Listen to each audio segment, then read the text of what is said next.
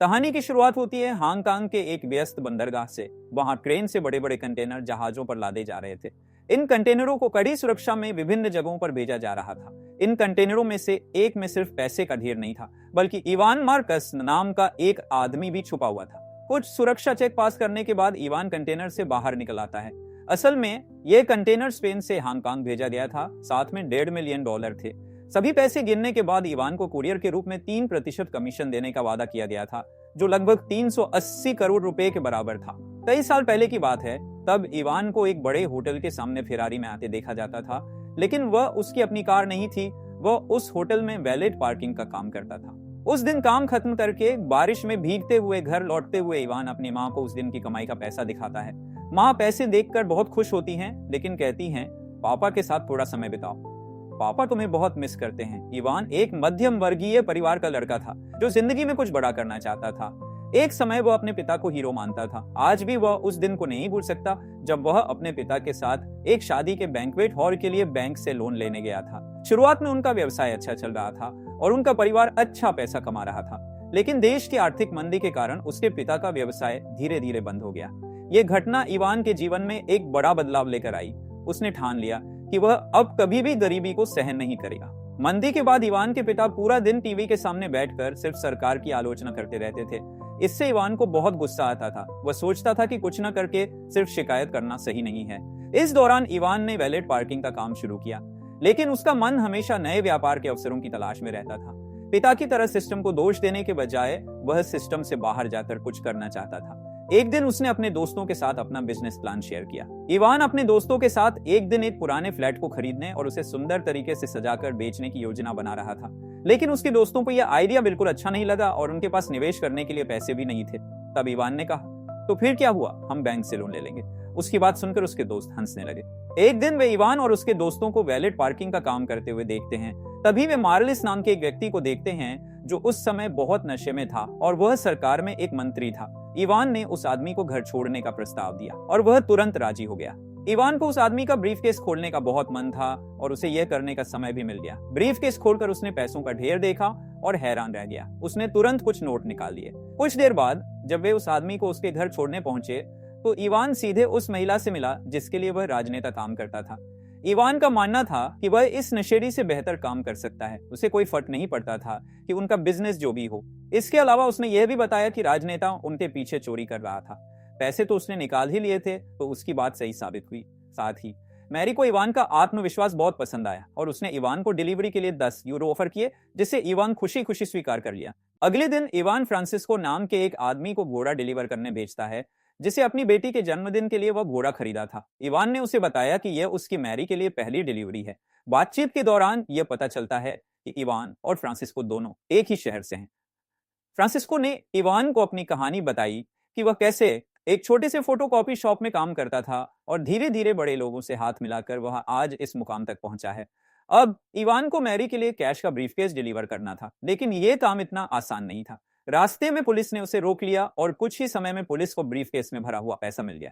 अपनी जान बचाने के लिए इवान ने झूठ बोला कि वह अभी घर बेचकर आ रहा है और यह पैसा उसे वहां से मिला है, लेकिन पुलिस वालों ने उसका झूठ आसानी से पकड़ लिया और गुस्से में आकर उसका सिर गाड़ी पर दे मारा। खुद को मुसीबत में देखकर इवान ने पूरी आत्मविश्वास के साथ कहा, मैं तुम्हारे बॉस को जानता हूं, फोन करके उसे बताऊं क्या उसे मिलाऊं। इसके बाद पुलिस ने उसे छोड़ दिया। असल में ये पुलिस वाले भी मैरी के लिए काम कर रहे थे और यह सब उसकी योजना का हिस्सा था, ताकि वह इवान की वफादारी को परख सके। डिलीवरी पूरी होने के बाद इवान को उसके पैसे के साथ साथ बोनस भी मिला, ताकि वह कुछ नए कपड़े खरीद सके। समय बीतता गया और अब मैरी और इवान एक दूसरे के करीब आ गए थे। अगले दिन इवान की मुलाकात मैरी के पति फ्रांसिस से हुई, जो एक बहुत बड़े डायमंड स्मगलर का बेटा था और साथ ही उनका फॉरेन करेंसी ट्रैफिकिंग का भी एक व्यवसाय था। उस दिन इवान एक बेल्जियन कुरियर के रूप में काम कर रहा था। इवान अपनी कुरियर नौकरी से बहुत खुश था, क्योंकि वह अच्छे पैसे कमा रहा था और महंगी गाड़ियां भी चला रहा था। फ्रांसिस, जिसे लोग पाको नाम से भी जानते थे, अपने बहुत अमीर क्लाइंट्स के काले पैसे को सफा करने का काम करता था और इस काम में फ्रांसिस और मैरी उसकी मदद करते थे। पाको इवान को कैश से भरे हुए ब्रीफकेस देता था, जिन्हें उसे बेल्जियम पहुंचाना होता था। एक दिन इवान लेटिसिया से बात कर रहा था, तभी पाको ने उन्हें देख लिया। पाको इस बात से खुश नहीं हुआ और उसने इवान को लेटिसिया से दूर रहने को कहा। कुछ दिनों बाद इवान मैरी से एक रेस्टोरेंट में मिला, जहां उसने बताया कि बेल्जियम में खतरा बहुत बढ़ गया है। इसलिए उन्होंने एक दूसरे शहर जिनेवा में नया पार्टनर ढूंढ लिया है। लेकिन तभी उनकी नजर एक अजीब से कपल पर पड़ी। उन्हें देखकर इवान कहने लगा, इस फुद्दू ने कैसे लड़की पटाई है? जिस पर मैरी ने जवाब दिया, इसके ब्रीफ केस में जो है उससे सब कुछ हो सकता है। इवान अब भी मैरी के साथ बिजनेस करना चाहता था, क्योंकि वह इस पूरे खेल के बारे में और सीखना चाहता था। इसके बाद वे लोग एक बिल्डिंग में पहुंचे जहां उनकी मुलाकात मार्स टूल से हुई। वह भी मैरी का एक बिजनेस पार्टनर था, जिसने काले पैसे को सफा करने का एक अच्छा सिस्टम बना रखा था, और वह इसके लिए सिर्फ 3% कमीशन लेता था। कुछ देर बाद अपनी माँ से बात करते हुए इवान ने उसी आदमी को टीवी पर देखा जिसकी सुंदर सी गर्लफ्रेंड थी। टीवी पर उसने उसकी पत्नी को भी देखा और वह समझ गया कि रेस्टोरेंट वाली लड़की से उसका अफेयर चल रहा है। इवान शांतिपूर्वक उसके वापस आने का इंतजार करता है, ताकि वह उसके कमरे में कैमरा इंस्टॉल करके उसे ब्लैकमेल कर सके। उस आदमी का नाम लुइस था, और इवान ने उसके कमरे में घुसने के लिए एक क्लीनर को कुछ पैसे दिए, लेकिन दुर्भाग्यवश रेस्टोरेंट के सिक्योरिटी ऑफिसर यानिक ने उसे रंगे हाथ पकड़ लिया। पर असल में यानिक भी उतना ही घटिया था, उसे सिर्फ इवान के मुनाफे का एक हिस्सा चाहिए था। इसके बाद यानिक ने खुद कैमरा इंस्टॉल किए। इसके बाद जो वीडियो सबूत उन्हें मिले वह लुइस को ब्लैकमेल करने के लिए काफी थे। इवान को पूरी तरह से यकीन हो गया कि यानिक उसका एक बहुत अच्छा पार्टनर बन सकता है, क्योंकि वह ताकतवर होने के साथ साथ बहुत होशियार था। काम खत्म होने के बाद उन दोनों ने एक शानदार पार्टी की और रात बिताई। इसके बाद इवान ने मैरी से मिलकर उसे बताया कि काफी समय से उसकी माँ उससे मिलने की जिद कर रही थी। मैरी ने तुरंत कह दिया, कोई बात नहीं, जितने दिन की छुट्टी चाहिए ले लो, क्योंकि उसके मुताबिक परिवार सबसे जरूरी है। साथ ही उसने इवान को एक घड़ी भी तोहफे में दी, क्योंकि उसका मानना था कि एक इंसान की घड़ी और जूते उसके बारे में सब कुछ बता देते हैं। इसके बाद इवान और यानिक लुइस से मिलने पहुंचे। उन्होंने उसे फुटेज दिखाकर कहा, या तो पुलिस से बात करके अपनी इमेज खराब कर लो, या फिर हमारे साथ मिलकर काम कर लो। वे स्पेन से स्विट्जरलैंड तक पैसे ले जाना चाहते थे, और साथ ही लुइस के शहर में भी एक ब्रांच खोलना चाहते थे, जिसके लिए उन्हें लुइस की जरूरत थी। शुरू में लुइस थोड़ा हिचकिचा रहा था, लेकिन मजबूरन उसे उनकी सारी शर्तें माननी पड़ी। इसके बाद उनकी लुइस से डील हुई कि वीडियो डिलीट करने के बदले वह उन्हें सारे मंजे हुए लोगों से मिलवाएगा। शुरू में इवान को इस बात का अंदाजा नहीं था कि पुलिस की एक स्पेशल यूनिट इस इवेंट पर नजर रखे हुए थी, और यहीं से हेड इंस्पेक्टर रॉय को इवान के बारे में पहली बार पता चला। जल्द ही लुइस के सपोर्ट और बैकिंग के साथ इवान बड़े बड़े लोगों से मिलने लगा और उनका बिजनेस कैसे काम करता है ये समझने लगा। साथ ही लुइस ने इवान को अपना खास बताते हुए उन लोगों में उसका भरोसा भी बनवा दिया। इसके बाद इवान मैरी से मिला और उसे अपने नए बिजनेस के बारे में बताया, लेकिन मैरी को सिर्फ एक बात की चिंता थी कि फ्रांसिस्को उसकी इस हरकत से खुश नहीं होगा। उसे नहीं अच्छा लगेगा कि दो नए लड़के उसके क्लाइंट्स छीन रहे हैं, क्योंकि अगर इवान और यानिक उनका काला पैसा साफ नहीं करेंगे तो फ्रांसिस्को करेगा। लेकिन इवान का मानना था कि इस धंधे में सबके लिए काफी पैसा है, और साथ ही उसने वादा किया कि वह फ्रांसिस्को के क्लाइंट्स नहीं खींचेगा। रात साथ बिताने के बाद इवान ने मैरी को रुकने के लिए कहा, लेकिन मैरी ने कहा कि वह क्रिसमस अपने परिवार के साथ ही मनाना चाहती है। जब इवान अपने परिवार से मिलने माद्रिद आया तो वह उनके लिए बहुत सारे तोहफे लेकर आया, लेकिन उसके पिता बिल्कुल भी खुश नहीं थे, क्योंकि वे 1% भी उसके काम के बारे में नहीं जानते थे। वे लगातार इवान से उसके काम के बारे में पूछने लगे। इवान ने ऐसे ही कह दिया कि वह कुछ बड़े लोगों के साथ इंपोर्ट एक्सपोर्ट का काम करता है, लेकिन उनकी यह बातचीत जल्द ही बहस में बदल गई। अपने पिता से लड़ाई करने के बाद इवान अपने पुराने दोस्तों से मिलने गया, और अब वे पुराने फ्लैट्स को खरीद कर नया बना के बेचने का काम कर रहे थे। कुल मिलाकर उन्होंने इवान का ही बिजनेस आइडिया चुरा लिया था, जैसा कि इवान ने उन्हें सालों पहले करने के लिए कहा था। समय बीतता गया, पैसे आते गए, और इवान का बिजनेस फलता फूलता रहा। ऐसे ही एक मीटिंग के दौरान उसकी मुलाकात फ्रांसिस्को और लेसिया से हुई। फ्रांसिस्को इस बात से नाराज था कि इवान उसके क्लाइंट्स को अपनी तरफ कर रहा है, और उसने इस बारे में इवान को चेतावनी भी दी। लेकिन जब उसके बाद भी इवान नहीं माना तो फ्रांसिस्को ने अपने कुछ आदमियों को इवान और यानिक को सबक सिखाने के लिए भेजा। वह सिर्फ ये दिखाना चाहता था कि उसके इलाके में बिजनेस करने का उन्हें कोई हक नहीं है। इस हादसे के बाद भागने की बजाय इवान ने फ्रांसिस्को का सामना करने का फैसला किया, और उसने उसे यकीन दिलाया कि वह फ्रांसिस्को के क्लाइंट्स को नहीं छेड़ेगा। साथ ही उसने फ्रांसिस्को से कहा, देखो, मैं आपके इलाके में काम कर रहा हूं, आप प्रॉफिट का 30% ले लो। उसकी यह बातें सुनकर फ्रांसिस्को बहुत खुश हो गया।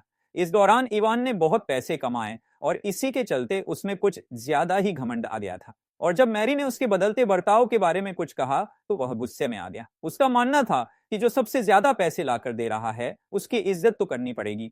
खैर, मैरी ने उसे यह भी बताया कि उसके पति को फ्रांसिस्को पर चल रही जांच के बारे में खबर मिल गई है, और इसलिए उसने इवान को इस सब से दूर रहने को कहा। लेकिन इवान ने उसकी सलाह नहीं मानी और अपना बिजनेस और बढ़ाने का प्लान बनाया। कुछ समय बाद इवान की नजर एक पार्टी के बाहर खड़े अंडरकवर पुलिस वालों पर पड़ी, और उसने उनके पास जाकर कहा, अपने बॉस के पास ले चलो। पुलिस वाले उसे पुलिस स्टेशन ले गए, जहां इवान की मुलाकात इंस्पेक्टर मैनुअल रॉय से हुई, जो उस समय जांच के प्रमुख थे। इवान ने कहा, मैं पुलिस की मदद करने के लिए पूरी तरह तैयार हूं और मेरा बॉस है फ्रांसिस्को, मैं सारे पैसे उसी को देता हूं, उसके बारे में पूरी जानकारी दूंगा। लेकिन इसके बदले में उसने अपनी सुरक्षा और प्रोटेक्शन की मांग की और उसने अपने प्रॉफिट का 30% फ्रांसिस्को को देने का वादा किया। यह भी इसलिए किया था ताकि वह बाद में उसे फंसा सके। लेकिन अब उसे ऐसे सबूत की जरूरत थी जो यह साबित कर सके कि उसने पुलिस को फ्रांसिस्को के बारे में नहीं बताया, और इसी कारण उसने लेटिसिया को पेरिस ले जाकर 1 हफ्ते तक उसकी हर एक मांग पूरी की। वह लेटिसिया के साथ प्यार का नाटक सिर्फ इसलिए कर रहा था ताकि किसी को उस पर शक न हो और वह कह सके, मैं तो अपनी गर्लफ्रेंड के साथ बाहर गया था, मुझे क्या पता। खैर, कुछ दिन बाद जब लेटिसिया ने टीवी पर अपने पिता के जेल जाने की खबर सुनी तो वह तुरंत माद्रिद वापस जाने के लिए तैयार हो गई। लेकिन उसे बिल्कुल भी अंदाजा नहीं था कि इवान ही उसके पिता की गिरफ्तारी का जिम्मेदार था।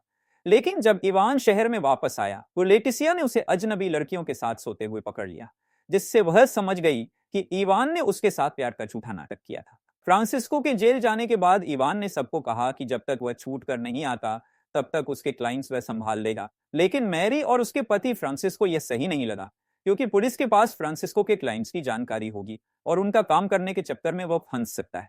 इवान ने उनकी बात मान ली और अभी के लिए अपना बिजनेस बंद कर दिया। उसने अपने सारे बचे हुए पैसे मैड्रिड में पार्टी करते हुए उड़ा दिए और जब पैसे खत्म हो गए तो इवान अपने घर वापस आ गया।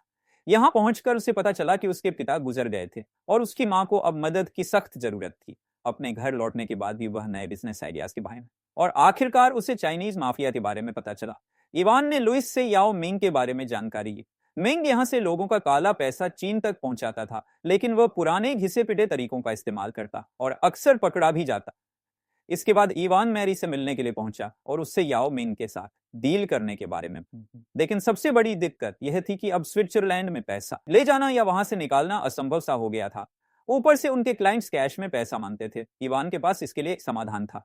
उसने कहा कि स्विट्जरलैंड में फंसे हुए पैसों को याओ के चाइनीज अकाउंट में भेज देते हैं और बदले में याओ हमें स्पेन में कैश दे देगा। दोनों ही पार्टियों को यह आइडिया बहुत पसंद आया और वे इसके लिए तुरंत तैयार हो गए। इधर मैरी और इवान अपनी नई डील की खुशियां मना ही रहे थे कि तभी फ्रांसिस्को अचानक उनकी टेबल पर पहुंच गया। लेटिसिया को धोखा देने के बाद फ्रांसिस्को को पता चल गया था कि इवान ने ही उसके खिलाफ पुलिस को खबर दी थी और उसने जज को पैसे खिलाकर अपना केस डिसमिस करवा लिया और अब वह किसी भी हाल में इवान से बदला लेना चाहता था। साथ ही उन्हें यह भी पता चला कि उनके लिए काम करने वाली एक सॉफ्टवेयर इंजीनियर ने स्विस बैंक अकाउंट की लिस्ट लीक कर दी है, जिसके बाद स्टूल और फ्रांसिस बचे हुए पैसे लेकर भाग गए थे। अब इवान और मैरी तुरंत समझ गए कि वे बहुत बड़ी मुसीबत में हैं, क्योंकि उनके तो ज्यादातर क्लाइंट्स उस लिस्ट में थे। अब पुलिस उनका पीछा कर रही थी तो उन्होंने भागने की पूरी कोशिश की, लेकिन अचानक से उनके चाइनीज क्लाइंट के कुछ आदमियों ने आकर उन्हें पकड़ लिया, जिसके बाद उन दोनों को याओ मिंग के पास ले जाया गया, जो कि खुद भी बहुत बड़ी मुसीबत में था क्योंकि पुलिस उसका भी पीछा कर रही थी। मिंग को लग रहा था कि इवान ने उसके बारे में पुलिस को बताया है और इसी चक्कर में वह इवान और मैरी दोनों को मारना चाहता था। जैसे ही याओ इवान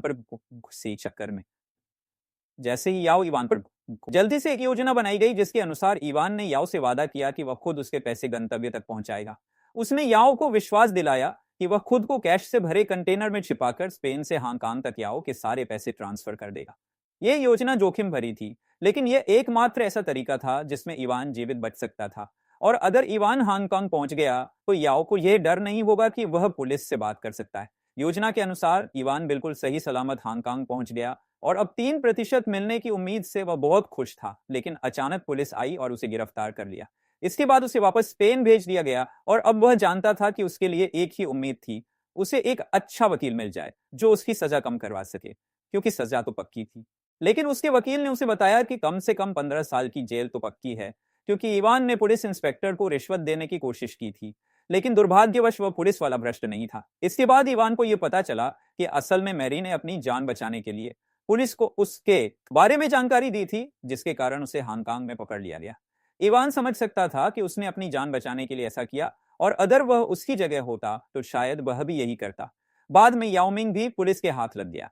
आखिरकार इवान जेल जाने वाला था, जहां उसे आखिरकार अपने पिता की बात सही लगी और एक इंटरव्यू में उसने यह स्वीकार किया कि पैसे लोगों के सिर चढ़ जाते हैं, और उसके साथ भी यही हुआ था। वीडियो पसंद आई हो तो लाइक करें और चैनल को सब्सक्राइब करें। मिलते हैं अगली वीडियो